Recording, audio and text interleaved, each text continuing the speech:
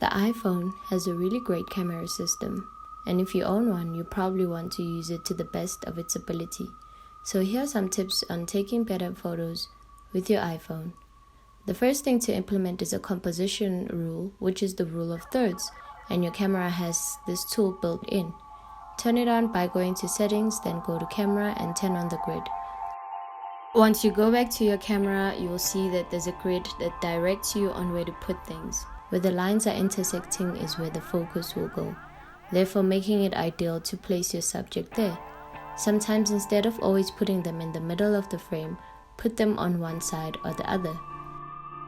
Should you want to get a picture closer to your subject, just walk around and move closer. Do not use the digital zoom. Most of the time, it just will not give you the desired results.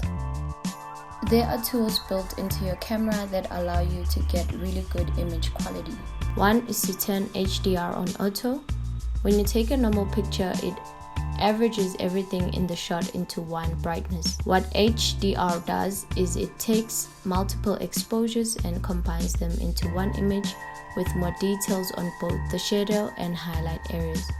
It allows the really bright and dark parts of the image to have more detail. Do not use the flash because most of the time it will not look good in the pictures.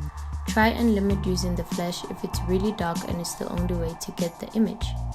The way to properly expose for your image is to tap and drag on the screen to enable the yellow box to pop up, which will allow you to correct the exposure by pulling it down for darker and up for brighter.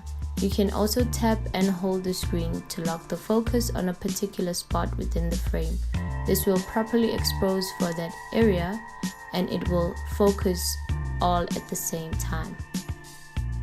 Lastly, you can add a few final touches to the image with editing. I'll probably straighten up the image if need be. I usually do minor touches when it comes to my editing. I don't want to play too much with the image and mess it up. You want to be subtle about what you're doing.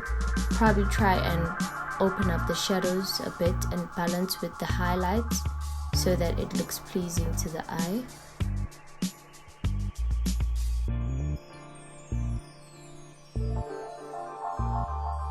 And add just a little bit of contrast, not too much. A bit of saturation. This all in all just balances the exposure and colors specifically for the image. And we are done.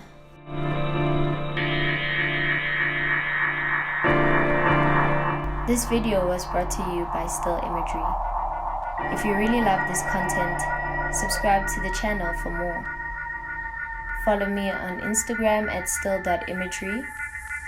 And remember that YouTube algorithms really loves it when you hit that like button. So please do remember to show some love.